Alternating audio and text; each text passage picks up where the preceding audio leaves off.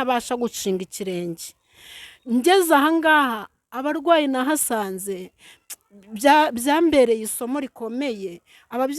Abarwayi mpasanze barambwira ngo nkinjira bashatse aho batoborera ngo basohoke birukanke bahunga inyamaswa barahabura, kuko nari meze nk'umuzimu. Muganga we nyuma maze koroherwa yaje kumbwira ukuntu yambonye, ambona nk'umurozi, ambona nk'akantu k'akarozi k'agacecuru kashaje.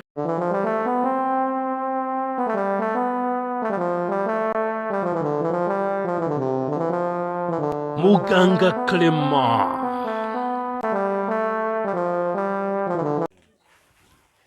Twongeye kubasuhuza kuri channel ya Muganga Clement, tubifuriza amahoro y'Imana buri wese aho ari hirya muri iki gihugu cyangwa hirya y'igihugu, yaba i Burayi, yaba muri Aziya, yaba muri Amerika. Ndabizi murankurikiranya aho hantu hose, yaba no muri East Africa. Nongeye kubasuhuza mu izina rya Yesu. Imana iduhane umugisha. Abari Buganda ndabizi murankunda cyane, abari Tanzania, abari Congo, abari Burundi mujya munkurikirana. Kuri uyu munsi rero nifuje kubagezaho iyi miti dukoresha. Ni imiti ifite imbaraga, ni imiti ihambaye. Abenshi mujya mumbaza, hari uri Burundi ahise kumbaza ati iyo miti imeze gute, uyikoresha ute? Tiko twumva ibintu ukora, ibintu uvura bitavurwa n'ibi byatsi, ukora gute? Imbaraga wayivanye hehe? Imbaraga ntandi tuyivana uretse ku Mana Data wa twese. Iyo wemeye kuba igikoresho cy'Imana iragukoresha ikagukoresha iby'ubutwari. Tuzi neza ko hari abagaragu b'Imana benshi bagiye batubanziriza, harimo na Mose, harimo na Eliya. Abo bose Imana yagiye bakoresha iby'ubutwari, aho tubona Eliya yagiye agaburirwa n'igikona. Urumva Imana idahambaye, Imana ifite imbaraga. Kuri uyu munsi rero nasuwe no mu barwayi imvura, ari bubibwire, ababwira amazina, ababwira imvo n'imvano. Ariko rwose nkurikije uko yari ameze, nanifuje ko yansura nkamugeza mu gikaraho ntunganyiriza imiti, ko yari yifuje kumenya impamvu imiti yamuzaho iyo ariyo. Yaciye ku bavuzi bagera kuri 17, 18, ndumva ndi wa 19 niba ntibeshye. Ariko yibaza impamvu umukoze w'umunsi umwe umubiri ugahindura ukagira imbaraga. Uyu munsi rero yifuje kugira mu gikari yamenya aho ntunganyiriza imiti, ngo mwereke n'iyo ariyo, abone imiti yabashe kumuzahura, akongera agasubirana amagara mazima. Satani yaratangiye gucukururwa kugira ngo amushyiremo, ariko Imana yamaze kurusiba mu izina rya Yesu. Reka rero abibwirire imvo n'ivano y'uburwayi bwe, baramuteje za Nyabingi. Imana irankoresha, reka nawe abibwirire ikineza neza afite n'ibyishimo afite muri aka kanya. Abibwira abwira n'amazina ye. Murakoze. Nitwa Murekatete Marie Claudine, ndi umubyeyi w'abana 3,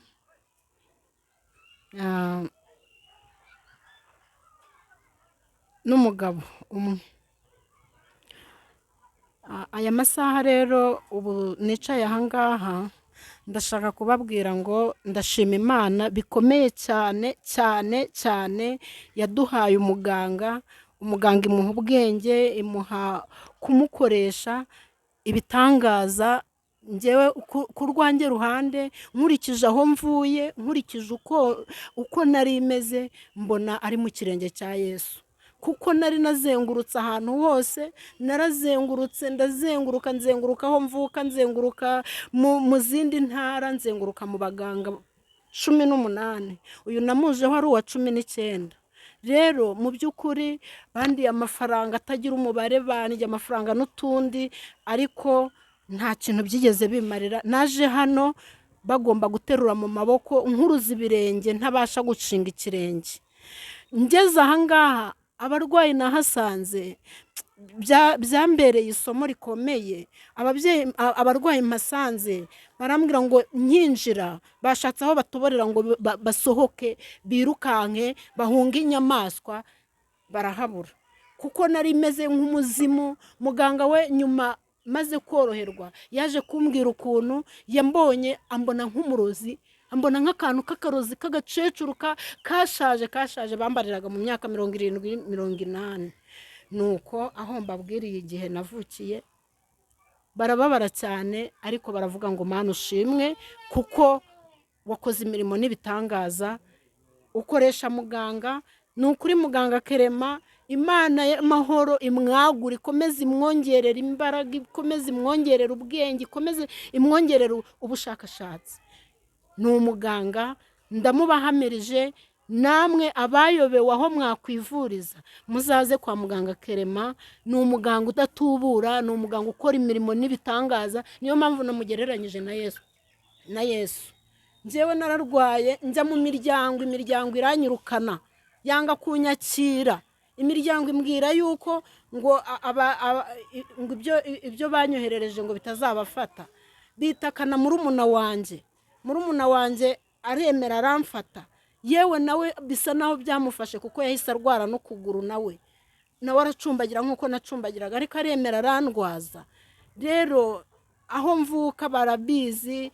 Iki kiganiro umuntu uzafungura iyi cano ya muganga Clement akagera kuri iki kiganiro, unzi wese akaba ndeba ukunguku, nzi yuko azatangara binakomeye.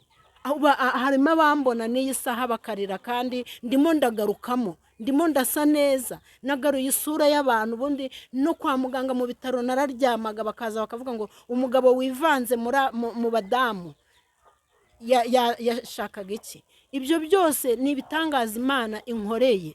Kugeza ubu ngubu ikibazo nkirimo kwivuza ni nta kindi gikomeye, ngiye gukira. Ni ibirenge byonyine bisigaye kugira ngo ibyo bari banyohereyemo bisohoke bigende. Ahandi hose ndi mutaraga, ndabasha kurya, ndabasha kunywa. Imana ihabwa icyubahiro. Nicyo nabibwiriraga abapingaga uyu muganga, nimushaka ubwo na Yesu ntago muri bube mumwemera. Murakoze. None nshaka kukubaza, mu buribwe wari ufite mu mugongo, mu nda, ahantu hose mu mbavu, ese wabashaka kwituma neza nk'uko abandi bituma? Ntabwo nitumaga mwabantu mwe. Ako kana arakanyibukije kuva nafatwa mu kwezi kwa 10. Kuva nafatwa mu kwezi kwa 10 ku itariki 17, ntago nigeraga nituma. Niyo byabaga rimwe mu kwezi nitumaga amahurunguru ameze nk'ay'imbeba, atameze nk'ay'ihene. Ihene ni manini, imbeba nabwo kandi bikaza narize nenda gupfa. Nkaza inshuro zigera nko muri 5 nikanira byanga nsubirayo. Ku bwa 6 nkabona ntayo amahurunguru nk'ay'imbeba. Nuko nguko imbavu nta kibazo ngifite, mu mugongo nta kibazo ngifite. Naraje nkubita umuti rimwe ndara nserebuye. Iryo joro naraye nserebuye. Nabyutse mpamagara abavandimwe bavugaga yuko narangiye. Ubwo nahamagara bakabwira murumuna wanjye ngo birarangiye, buriya no kuduhamagara kujya gushyingura. Ariko ntago ariko byari bimeze. Nahamagaraga kugira ngo nshime Imana ingejeje aho nari ngeze. Nuko nguko. Murakoze cyane abazakuri iki kiganiro cya muganga Clement. Ngira ngo mwabyumviye imibonano itangaza Imana yamukoreye.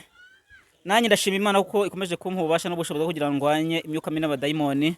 Hari abajya bibaza ngo nyabengi ntizikira. Ngira ngo abahihereye amakuru, umuntu wese ugerageza kuba yakwituma amahurunguru, abarwayi nyabingi murabizi neza cyane, abavuzi benshi murabizi, n'abarwayi benshi murabizi. Umuntu wese wituma amahurunguru, abarwayi nyabingi.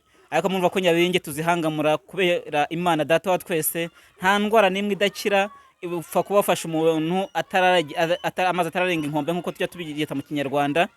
Ngira ngo Imana ikora ibitangaza. Namusize umuti ndara ntwika ibyari biri mu mubiri we byose, byatumaga inyama ze zarahiye ku byo utamukoraho cyangwa se ngo bashe kuba wamufasha ngo umuterure. Kuko yajyaga kurya baramutamikaga, yajya kunywa bamufashaga igikombe.